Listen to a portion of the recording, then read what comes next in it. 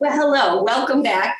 I am doing my dehydrating a vegetable video for you. In the next few minutes, you'll learn how to dehydrate both celery and carrots so that you can make your soup mix that I presented back in December. So this is super easy. All you need is a few little items. You need a pan of boiling water. You need a bowl of ice. You need a dehydrator. And you need a dehydrator that has a thermostat control. It's the better one. Okay. And it'll actually tell you the temperature, which this is 135 degrees, set at that for vegetables, different temperatures for meat, and then there's different temperatures for fruits. So this is the best kind, not the brand, but I'm just saying something that has a thermostat and it also has a fan. Okay. Along with the dehydrator, you also have little racks. And on the racks, you can have screens. So you get different racks and you have screens. This one is the one we're going to use today for vegetables. And this one you make your fruit roll-ups on. But this one we want because the vegetables are going to get small and they'll go through the little grates on it. We don't want that to happen. So anyway, so I'm going to set this aside. And we'll get started. So I have my water boiling, and the first thing I'm going to do is I've already pre-washed this piece of celery. I'm going to chop off the ends, and you can dehydrate the little leaves if you want to. I don't because I'm not doing a whole lot of them. So I'm going to just cut this into about 3-inch strips, and I'm going to put it in my boiling water. It's going to sit there for about 2 minutes. So I'm going to chop this in even pieces. Oh, the celery takes about 2 minutes to blanch. That's all I'm doing. So I'm going to cut these into even clips. And you want to get them as even as possible because if you got something narrow, it's something big, you'll end up with an uneven dehydrating and taking pieces out, and usually only takes a certain amount of time. So I'll put it on my tray. Yes, but I can cook.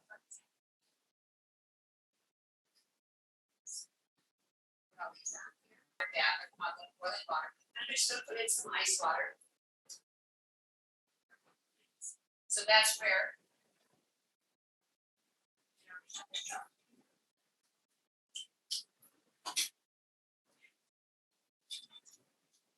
And also do it because I dried it off. See how big it is.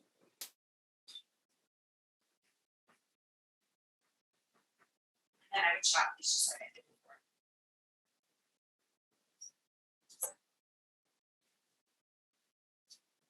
So besides using the dehydrator, the water, and ice, all you need is a cutting board, a knife, a peeler, tongs, and towel. That's pretty much all you need. So it's very, very quick to go together. So my carrot, I washed it once. I'm going to peel it very quickly.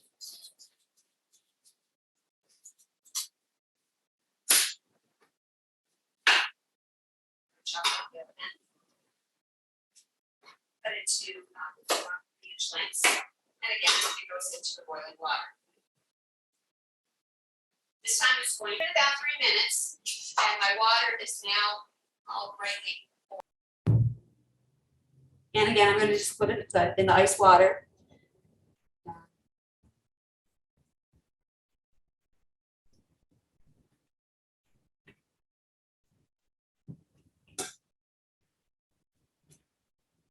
Sit there for a minute. And then I just kept them dry.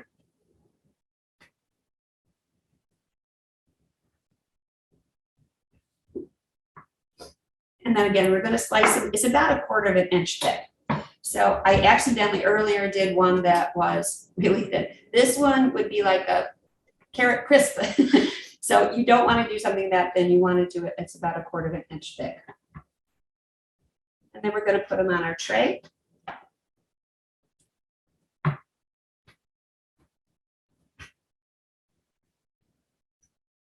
fill it up. Now, how long does it take? I usually start mine in the morning and by evening I'm done. So it's a general amount of time. It's about 8 to 10 hours. So again, if you start early in the morning, by night you'll have it all done. I'm going to put this on my. Let's talk about yield. The carrots yield 15 pounds of carrots, and I only had 2 pounds, but 15 pounds of carrots yields 1¼ pounds of dried carrots, which is approximately 2 to 4 pints. So you can kind of estimate how much you think you're going to need per year.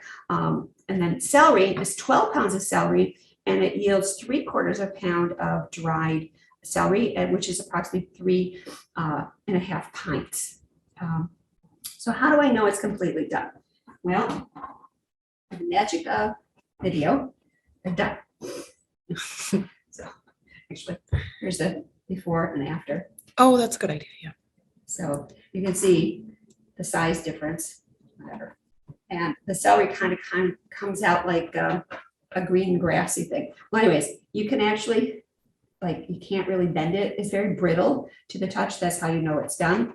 And they're super dry. Again, they're very crispy to know how they're done. So it takes anywhere from it's according to my directions, takes 6 to 10 hours. So for both of them to get done, I usually put them on their own separate rack, but for the demo purposes, I have one rack. Okay. So how do you store them? Well, I have these nice containers. You can get any brand, but they seal up firmly. You can also use your quart jars, pint jars, or whatever.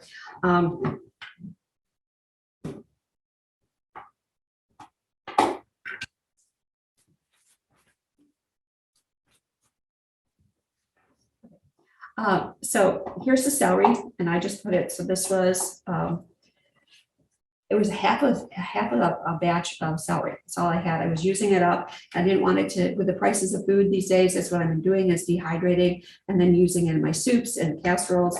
And then the carrots I had this way. Now, if you're worried about moisture, especially like in the springtime, there's more moisture in the air.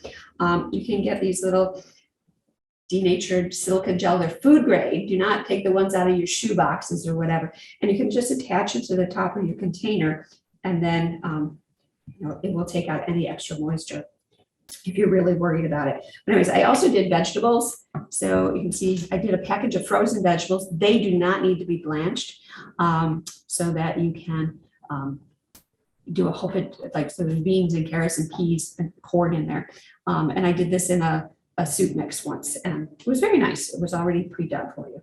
And you just throw them in, and it takes about 10 to 15 minutes to rehydrate. So that's how easy it is. And so if you have any questions, you can call the Cooperative Extension, and you can speak to me on a Tuesday, or you can leave a message and we'll get back to you. So have a great day and dehydrate